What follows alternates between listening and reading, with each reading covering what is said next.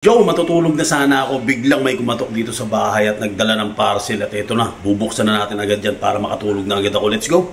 So ayan guys, yung parcel natin na dumating ngayong gabi. Gaya nga sinabi ko kanina, matutulog na sana ako. Biglang may kumatok at ayan nga.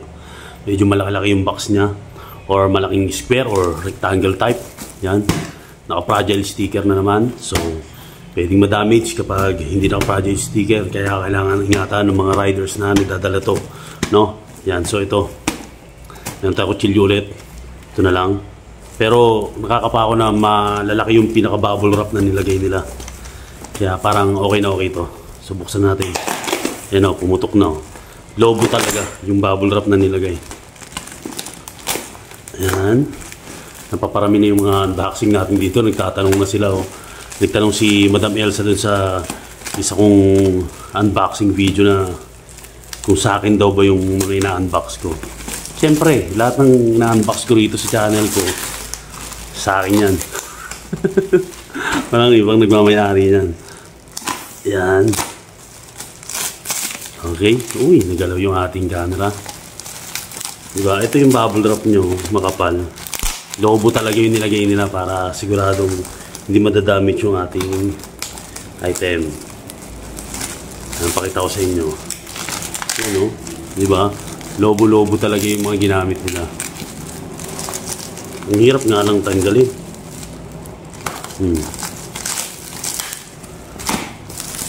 Yan. Ito naman. Okay, nilabas na natin. Natanggalan natin yung unang balot niya. Yan, kita nyo naman siguro, nakabox pa. Oh, hindi na nagpo-focus sa gitna ng video or ng camera. Yan. Yan.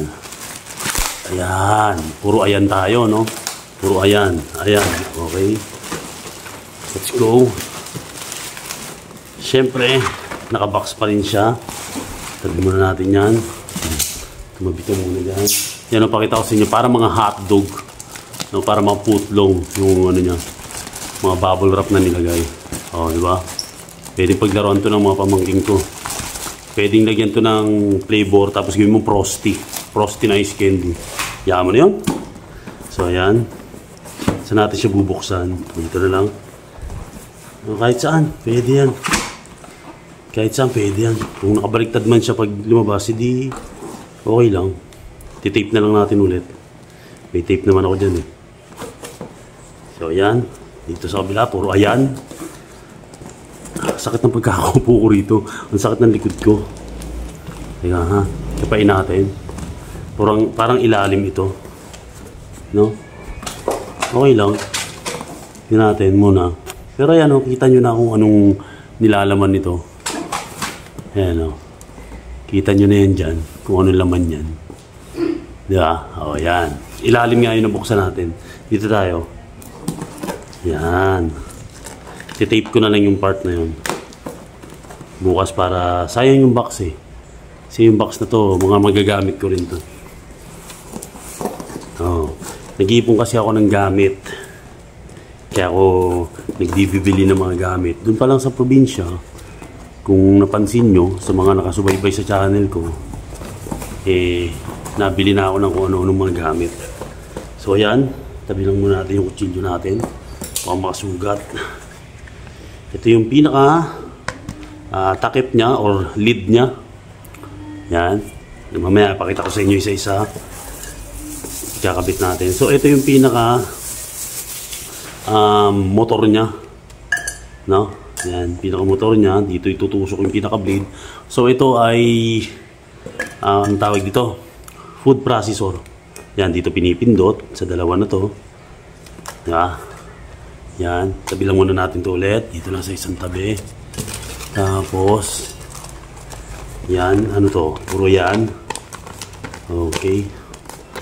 Oh, kung ano man itong tawag nyo dito, eh bahala na kayo. Basta ang tawag ko rito, eh papel. And next ay yung kanyang blade na a-assemblein. So, ito yung mga blade niya. A-assemblein yan. So, hindi ko na ipapakita yan. Pag-assemble yan, ito yung mga tornilyo niya. Yan ha. Hindi ko papakita yung pag-assemble guys ha. Okay. Okay na yan. Next, tabi lang muna natin dito. Ito yung pinaka container niya. So, gawa siya sa ayan, tiken naman siya. Maganda yung kanyang ano.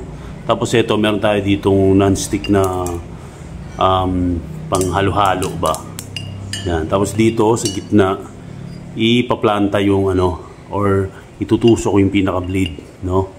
Diyan sa gitna na yan. So ang ganda. Alam nyo kung magkano bili ko rito. Nasa ano lang ito, guys. 400 plus. Kulang-kulang 500 pesos sa Shopee. Maghanap lang kayo doon ng mga pwede nyo makabili na gaya nito. Food processor. Napakaganda. Bali ito ay 3 liters. So, wala na nakalagay dyan. Yan, yung ating parcel ngayon. At siguro, pwede na tayong matulog. So, ito again yung blade. Ito yung pinaka-container niya. Thicken glass. Yan, tapos, yan, blade. Tapos yung pinaka-lid niya, na ganyan niya, no? Yan siya ilalagay sa ibabaw. Tapos ito yung pinaka-motor. Ganyan. So, ito naman yung pangpalaman. Pag gusto mo magpalaman sa tinapay, pwede, di ba? Pwede magamit yan. So, yan, yung ating parcel ngayon, guys. Sana nagustuhan nyo itong video na to. Paki-like naman, ha? At baka hindi pa ka nakasubscribe, mag-subscribe na rin kayo. So, paano, guys? Tutulog na ako.